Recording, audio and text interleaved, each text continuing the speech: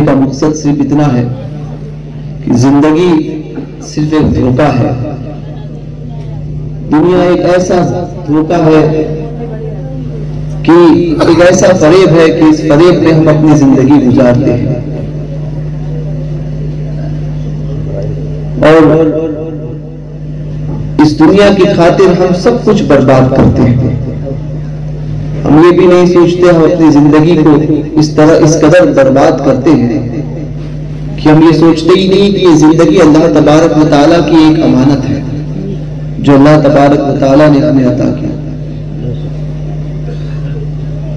تو اس کی حفاظت کرو اور اس دنیا کے دھوکے سے باہر آؤ. دنیا ایک ایسا دھوکہ ہے کہ اس کے دھوکے میں بڑے بڑے حضرات جو ہے وہ پڑ جاتے ہیں اور اسی کے دھوکے میں آ کر ہم اپنی آخرت خراب کر بیٹھتے ہیں. کوئی کام نہیں آتا. مر جانے کے بعد میں جو دوست آپ کا عزیز ہوتا ہے,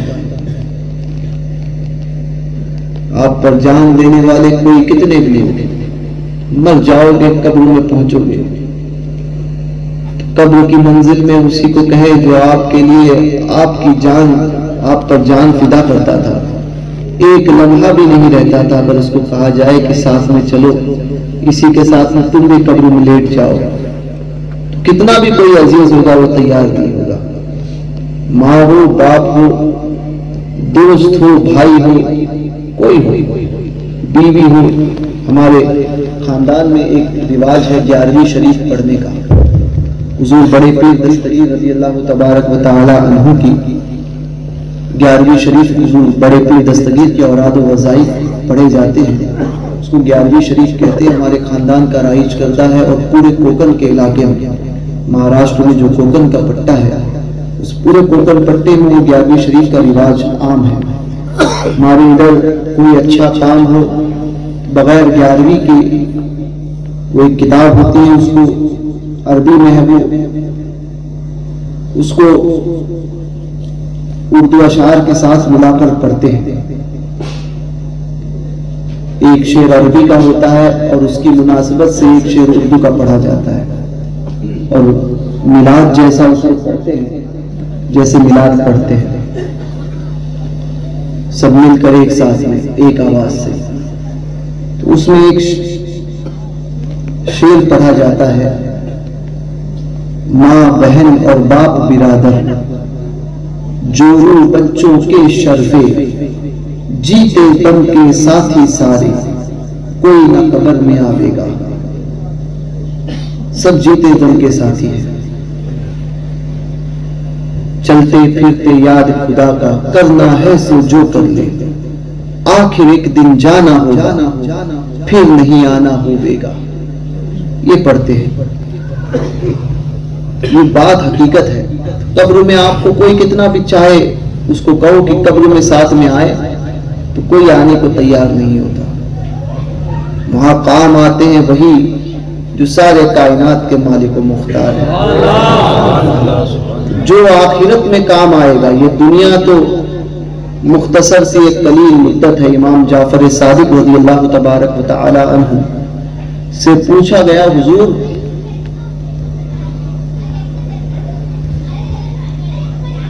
موت کس چیز کا نام ہے, زندگی کیا ہے, موت کتنی اور زندگی کتنی؟ تو آپ فرماتے ہیں کہ اللہ تبارک و تعالی نے عالم ارواح میں تجھے حکم دیا دنیا بدل, تو نے دنیا بدلی اور ماں کے پیٹ میں آیا. یہ عالم ارواح سے تیرا انتقال تھا اور ماں کے پیٹ میں تیری زندگی. ماں کے پیٹ میں آنے کے بعد تو ماں کے پیٹ میں بڑا, انسان کی حیثیت اسی میں بڑا. وہ انسان جس کے کان میں کچرا ہو، جس کے ناک میں کچرا ہو، جس کے ناف میں کچرا ہو، جو 2 لیٹر پیشاب اپنے پیٹ میں لے کر گھومتا ہو، اور جو پاخانے جیسی غلیظ چیز اپنے پیٹ میں لے کر گھومتا ہو، جو سو کے اٹھتا ہے تو اس کی آنکھ سے کچرا نکلتا ہے، اور جو ایک ناپاک قطرے سے پیدا کیا گیا، وہ گھمنڈ کرتا ہے اپنی دولت پر، وہ گھمنڈ کرتا ہے اپنی جوانی پر۔ اس کے پاس تھوڑا پیسہ آتا ہے، وہ سمجھتا ہے کہ میں سب سے بڑا ہو گیا، اور کسی کو کوئی چیز میں وہ خاطر میں نہیں لاتا۔ یاد رکھنا، دنیا کا بڑے سے بڑا بادشاہ ہو جائے گا، تب بھی اللہ تبارک و تعالیٰ تجھے تیری حیثیت دکھاتا ہے اللہ تبارک و تعالیٰ بادشاہ بھی ہوگا، تب بھی بتائے گا رب کہ تو بادشاہ نہیں ہے، حقیقت میں بادشاہ تو میں ہوں۔ اللہ نے پیٹ میں پاخانہ رکھا، اور جب حاجت آتی ہے تو یہ سر جو ہے تھمکے مارتا ہے۔ کتنی بھی ضرورت ہو، کوئی بھی کام ہو، چین نہیں آتا۔ وہی کام جو تو کسی اور کا پاخانہ ہاتھ لگانے کو شرماتا ہے یا پسند نہیں کرتا، وہی مہتر کا کام تو جا کر اپنے استنجا خانے میں کرتا ہے، وہی پاخانے کو تو ہاتھ لگاتا ہے۔ رب تجھے تیری اوقات دکھا رہا ہے، یاد رکھ، اکڑنا نہیں، اکڑ مت، کیونکہ بادشاہ حقیقی تو میں ہوں۔ یہ میرا احسان ہے کہ میں نے تجھے زمین کی نیچائی سے آسمان کی بلندی پر اٹھایا، یہ میرا احسان ہے۔ اس لیے اس زمین پر جب بھی رہنا تو اس بات کو غرور مت کرنا کہ تو سب سے بڑا ہو گیا، بلکہ یہ جاننا کہ حقیقت میں بادشاہ تو میں ہوں، تو وہی تیری حیثیت ہے۔ روزانہ تجھے تیری حیثیت بتا دی جاتی ہے۔ تیری حیثیت کیا ہے؟ تیری حیثیت یہ ہے کہ تو پاخانے میں جا کر جس پاخانے کو ہاتھ لگانا تو گوارا نہیں کرتا، اسی ہاتھ سے تو پاخانہ دھو رہا ہے، دیکھنا گوارا نہیں کرتا۔ یہ تیری حیثیت۔ امام جعفر صادق رضی اللہ تبارک و تعالیٰ ماتے وہ تیری زندگی تیری ماں کے پیٹ میں، وہ گندا خون جو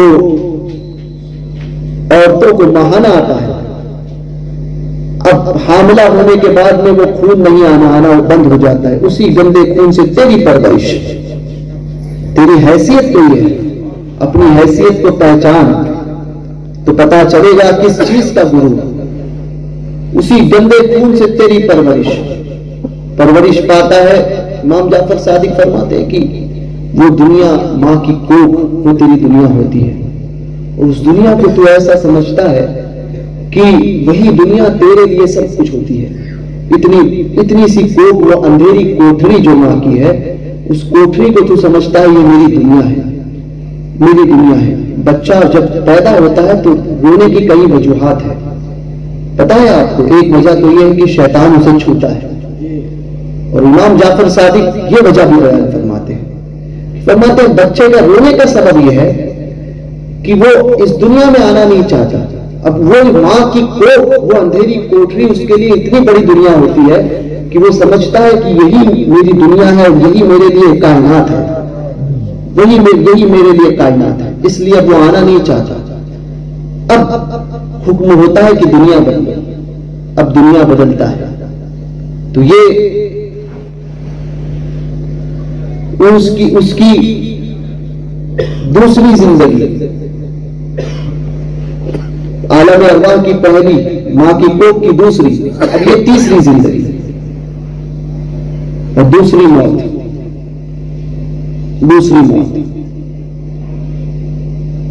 اب اس دنیا میں جب وہ بڑا ہوتا ہے، دنیا کو دیکھتا ہے، پہلے ماں کی کوکھ اس کا عالم ہوتا ہے، ساری کائنات اس کی ماں کی کوکھ ہوتی ہے، وہی ماں کی چھاتی سے لگ کر دودھ پیتا ہے۔ تھوڑا بڑا ہوتا ہے تو باپ کی انگلی پکڑ کر چلنا سیکھتا ہے، وہی ماں باپ کا چھت، ماں باپ کی گود، وہی اس کی دنیا، اس سے آگے وہ کچھ جانا پسند نہیں کرتا۔ مگر جب جیسے جیسے بڑا ہو جاتا ہوتا ہے وہ گھر میں ٹہلتا ہے، گھر سے محلے میں، محلے سے محلے کے باہر، شہر شہر سے، ضلع ضلع سے، ملک اور ملک سے ساری دنیا وہ گھومتا ہے۔ اب یہ دنیا کو دیکھ کر وہ اتنا چونکتا ہے، جبکہ اس کے تعلق سے آیا کہ جب سے اللہ پاک نے اس دنیا کو پیدا کیا تب سے اس پر رحمت کی نظر نہیں فرمائی۔ یہ دنیا کی حیثیت، یہ دنیا اس اللہ کے نزدیک قلیل ہے، قلیل، کچھ نہیں، سمجھے؟ چار چیزیں ہیں: قلیل، کثیر، اکثر اور کوثر، سمجھے؟ اللہ کی قلیل، دنیا قلیل ہے نا، قلیل میں داڑھی ہے، داڑھی، آپ اپنی داڑھی ہو، میری داڑھی ہو، یا کسی یہاں پر علماء جتنے ہیں ان کی داڑھی ہے، کسی ایک کی داڑھی کو پکڑ کر نہیں بتا سکتے کہ ان کی داڑھی میں کتنے بال ہیں، سمجھے؟ گن کر نہیں بتا سکتے۔ سارے لوگ ملیں گے نا تب بھی گننے لگیں گے، تب بھی یہ کاؤنٹنگ پوری نہیں ہوگی۔ سر کے بال لے لو، جسم پہ بال لے لو، بال، جسم کے اندر جتنے بال ہے اگر ساری دنیا مل کر چاہے تب بھی نہیں گن سکتی، وہ اتنے بال ہیں۔ 16,000 سے زائد انسانی جسم میں سائنس نس کو ثابت کرتا ہے، نسیں 16,000 سے زائد ہیں، اور اتنی نسیں ہیں ایک جسم کے اندر، اتنی نسیں ہیں کہ اگر اس کو بتاتے ہیں سائنسداں کہ اس کو دنیا کے ارد گرد گھمایا جائے تو 2 مرتبہ چکر مار کر آ جائے دنیا کا، اتنی لمبی نسیں، اتنی لمبی نسیں۔ یہ سب قلیل، ایک ہاتھ میں ہم نے مٹھی بھر جو ریت لے لی، مٹی لی، اب پوری دنیا کے انسانوں کو بول کر بتاؤ یا سائنس کو چیلنج کرو کہ بتاؤ میرے ہاتھ میں کتنے مٹی کے دانے ہیں، سائنس فیل ہو جائے گی، لوگ فیل ہو جائیں گے۔ یہ قلیل، اور اللہ نے ایک مٹھی کو گن نہیں سکتے، ساری دنیا میں جو کتنی زمین میں جو کتنی ریت ہے، کتنی مٹی ہے، اللہ بہتر جانے، ہم نہیں جان سکتے۔ پہاڑ کے کیسے ہیں اور کتنے ہیں ہم نہیں جانتے، پانی کی کون سی خاصیت ہے ہم نہیں جانتے، کتنا گہرا پانی ہے آج تک سائنس وہاں نہیں پہنچ پایا، دنیا نہیں پہنچ پائی اسی دنیا میں رہنے کے بعد۔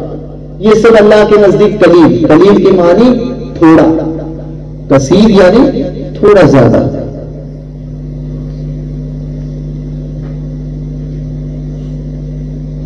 اکثر، کثیر زیادہ، اکثر بہت زیادہ، اور کوثر بہت بہت زیادہ۔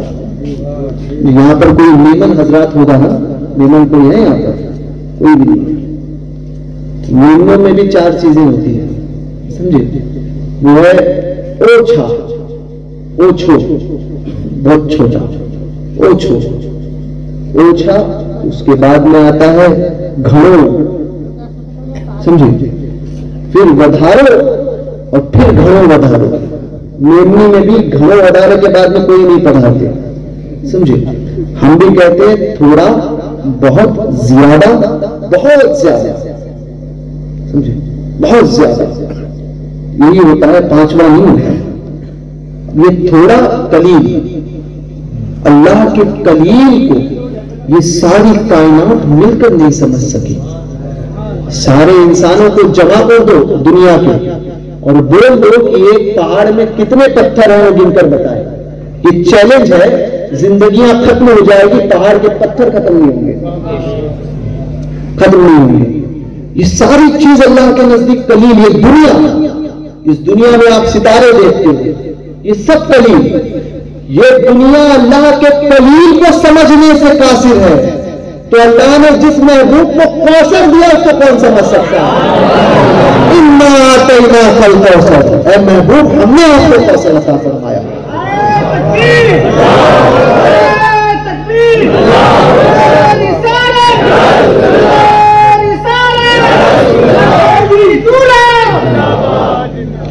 اللہ کے قلیل کو نہیں سمجھ سکے، کوثر کو کیا سمجھو گے؟ اور جب کوثر کو نہیں سمجھ سکتے، صاحب کوثر کو کیا سمجھو گے؟ حضور کو کیا سمجھو گے؟ یہ قلیل۔ امام جعفر صادق فرماتے ہیں یہ دنیا، اس دنیا کو وہ تمام چیزوں، تمام کائنات سمجھتا ہے اور سمجھتا ہے کہ یہی میری دنیا ہے، اسی میں مجھے رہنا ہے۔ فرماتے حکم ہوتا ہے دنیا بدل گئی، اب وہ چاہتا نہیں ہے کہ دنیا بدلی جائے، وہ یہ سمجھتا ہے کہ اتنی بڑی دنیا چھوڑ کر میں جاؤں وہی 3x6 کے فلیٹ میں جو سب کو ملنے والا ہے 3x6 کا وہی، اور دنیا کا بڑے سے بڑا پیسے والا ہو یا کوئی غریب ہو اسی کفن میں اور اسی جگہ پر اس کو جانا پڑتا ہے، وہیں جاتا ہے۔ امام جعفر صادق فرماتے ہیں وہ جانے کو تیار نہیں ہوتا ہے، کیونکہ یہ دنیا اب اس بچے سے اس شخص سے کہو کہ ماں کی کوکھ میں جائے تو وہ تیار نہیں ہوگا، کہے گا اس اندھیری کوٹھری میں کون جائے گا، جبکہ ایک وقت تھا کہ وہ اندھیری کوٹھری اس کے لیے ساری کائنات تھی۔ اس دنیا میں آیا تو اس دنیا کو دیکھ کر کہنے لگا کہ یہ دنیا تو اتنی بڑی ہے، اب اس کے آگے کیا ہوگا؟ تو وہ یہ سب کچھ سمجھ بیٹھتا ہے اس کو ہی۔ اب اس کو ہوتا ہے حکم بدلو، دنیا بدلو حکم ہوتا ہے، تو اس کو کہا جاتا ہے کہ دنیا سے جاؤ قبر میں، تو کوئی جانے کو تیار نہیں ہوتا، اور رب کے حکم کے آگے کسی کی نہیں چلتی، بدلنا پڑتا ہے۔ اب جب وہ قبر میں جائے گا، امام جعفر صادق فرماتے ہیں کہ قبر کی اس کی چوتھی زندگی، پہلی عالم ارواح کی، دوسری ماں کی کوکھ، تیسری دنیا کی، اور چوتھی قبر کی، اور تیسری موت ہوئی اس کی۔ پہلے آیا عالم ارواح سے ماں کی کوکھ میں آیا، ماں کی کوکھ سے دنیا میں آیا، دنیا سے تیسری موت جب ہوتی ہے، اب جب وہ قبر میں جائے گا اور قبر کی حقیقت کو جب دیکھے گا، صاحب ایمان ہوگا نا، تو امام جعفر صادق فرماتے ہیں کہ قبر کی حقیقت کو دیکھنے کے بعد وہ کہے گا کہ یا اللہ یہ دنیا تو کچھ بھی نہیں، یہ دنیا تو، اس لیے حدیث پاک میں آیا کہ مفہوم حدیث ہے کہ اگر دنیا والے کو کہا جائے، قبر والے کو کہا جائے پھر سے پلٹ کر دنیا میں آ، تو وہ کہے گا کہ نہیں مجھے نہیں جانا۔ ایمان والے کو اگر کہا جائے کہ پلٹ کر پھر دنیا میں آ، تو وہ نہیں کہے گا، وہ کہے گا نہیں میرے لیے تو یہی سب سے بڑی دنیا ہے، کیونکہ وہ دیکھتا ہے، بظاہر اس کے لیے تمہارے لیے وہ 3x6 ہے، مگر مردہ جانتا ہے اس کے لیے کتنی وسعت ہے۔ مومن جانتا ہے کہ وہ قبر کی زندگی کیا ہے، وہ کتنی عظیم نعمت، سب سے عظیم نعمت تو یہ ہے کہ آپ کی خاطر بنائے دو جہاں، اپنی خاطر جو بنایا آپ ہے، آپ کی طلعت کو، طلعت کہتے ہیں روشن چہرے کو، آپ کی طلعت کو دیکھا جان دی، قبر میں پہنچا تو دیکھا، قبر میں پہنچا تو دیکھا۔ عاشق کے لیے اس سے بڑی عید کی بات کیا ہے کہ حضور کا دیدار ہو رہا ہے، اور اس دیدار کو دیکھنے کے بعد بھی کوئی کہے گا کہ دنیا میں پلٹ کر آ، تو وہ کہے گا کہ نہ میرے لیے یہی زندگی ہے۔ امام جعفر صادق فرماتے ہیں یہ اس کی تیسری، پہلی دوسری تیسری چوتھی زندگی اور تیسری موت۔ اب حکم ہوگا جگہ بدلو، جگہ بدلو، قبر سے اس کا انتقال ہوگا اور عالم ارواح، عالم محشر میں، میدان محشر میں وہ کھڑا ہوگا۔ اب اس کے اعمال کے مطابق یا تو جہنم یا جنت، جب جنت میں پہنچے گا تو اب یہ اس کی زندگی ہوگی چھٹی، پانچویں۔ اب اس زندگی میں پہنچنے کے بعد میں اس کو یہ خوف ہوگا، جب جنت میں پہنچے گا تو اس کو یہ خوف ہوگا کہ کبھی موت نہ آ جائے، کہ ابھی دنیا بدلنے کا حکم ہو گیا تو، کیونکہ جنت میں جو دیکھے گا، جنت وہ ہے کہ جو انسان کی سوچ سے بھی پرے ہے، وہ نعمتیں ہیں، انسان سوچ بھی نہیں سکتا، دیکھنا، تصور، اس تصور سے پرے ہے۔ اللہ نے ایسی نعمتیں اس میں رکھی ہیں، ایسی نعمتیں رکھی ہیں، اور ایسا اس کو خوبصورت آراستہ، ایسا خوبصورت بنایا ہے، ایسے اس کو بنایا ہے کہ جنت کا ادنا سے ادنا درجے والا جو ہوگا نا، سب سے چھوٹے درجے والا، وہ کسی بڑے درجے والے کو دیکھے گا تو وہ یہ سوچے گا کہ میرا لباس تو بہت اچھا ہے، بڑے درجے والے کا تو اچھا رہے گا ہی، لیکن وہ سوچے گا کہ میرا لباس تو سب سے اچھا ہے، چھوٹے درجے والا بھی۔ تو یہ حال ہوگا جنتیوں کا۔ تو اب حکم ہوگا کہ اب ڈرو مت، اب تمہارے سامنے موت کو لے کے آیا جائے گا۔ حکم ہوگا باہر دیکھو، جنتی اور جہنمی سب باہر دیکھیں گے، موت آئے گی ڈنڈے کی شکل میں، ڈنڈے کی شکل میں موت کو لایا جائے گا۔ جہنمی یہ سوچ رہے ہوں گے کہ اب جہنم سے نکال دیے جائیں گے، یہاں سے موت۔ جنتی سوچ رہے ہوں گے کہ کبھی ہمیں نہ نکال دیا جائے۔ اب حکم ہوگا کہ اس کو ذبح کرو، ڈنڈے کو ذبح کیا جائے گا، موت ہمیشہ کے لیے مر جائے گی۔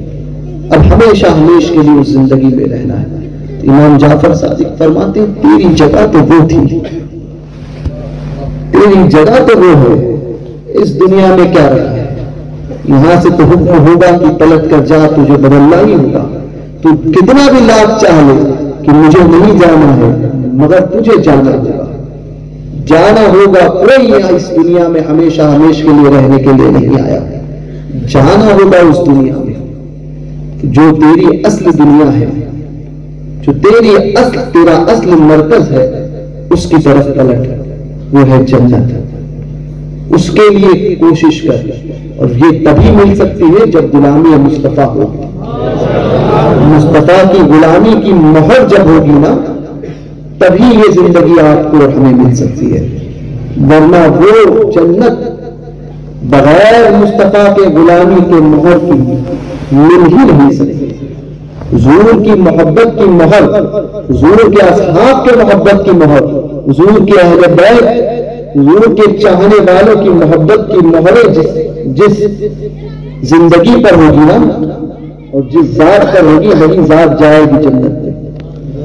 یہ یاد رکھنا، اپنی آخرت کو سوارو۔ دنیا ایک دھوکہ ہے، کوئی کسی کا نہیں ہے، مگر آخرت ہمیشہ ہمیشہ کے لیے۔ اسی زندگی میں ہمیں رہنا ہے کہ دنیا میں ہم نے کسی کا حق مارا، دنیا میں کسی کو برا کہا، دنیا میں کسی کی غیبت کی، کسی کو نیچا دکھایا، کسی کو ذلیل کیا، یہ سب کچھ یہاں رہ جائے گا، ساتھ جائیں گے تمہارے اعمال، سب کچھ یہاں رہ جائے گا۔ جس زندگی پر تم اتنا کرتے تھے، جس دنیا پر تم اتنا کرتے تھے، مرو گے تو وہ کپڑے جو تم کسی کو ہاتھ لگانا، کسی کو اس کا چھونا پسند نہیں کرتا ہوتا تھا کہ کوئی میرے کپڑے پر ہاتھ لگائے، وہی آپ کے احباب آپ کے کپڑوں کو پھاڑ کے آپ کو ننگا کریں گے اور کفن پہنائیں گے۔ ایک بزرگ تھے ہوتے ٹوپی والے بابا رحمۃ اللہ تعالیٰ بمبئی میں، وہ فرماتے تھے کہ اگر اللہ کی ایک نعمت، صرف ایک نعمت کا شکر اگر بندہ ادا کرے گا زندگی بھر، تب بھی اس کے احسانات کا حق ادا نہیں کر سکتا۔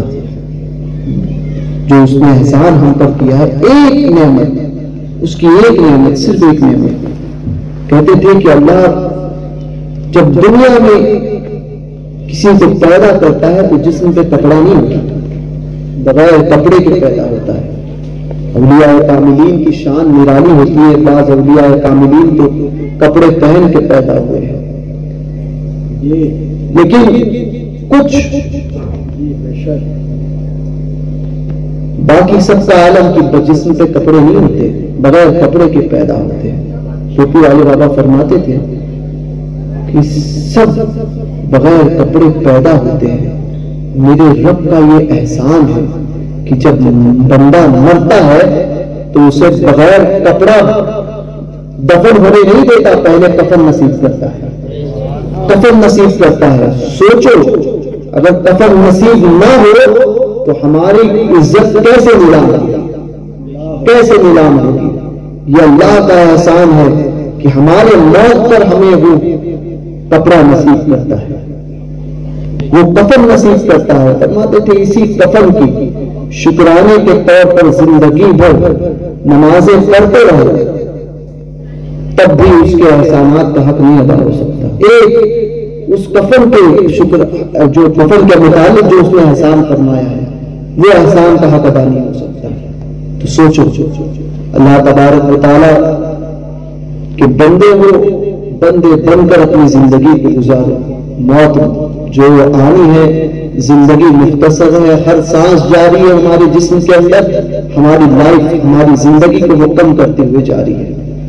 آنے والے وقت میں کیا ہوگا ہم نہیں جانتے، مگر یاد رکھنا حضور کی محبت میں اگر گئے تو یہ زندگی بھی کامیاب ہے اور آخرت بھی کامیاب ہے، آخرت بھی کامیاب ہے. اللہ تبارک و تعالیٰ کہنے سننے سے زیادہ ہمیں عمل کی توفیق عطا فرمائے.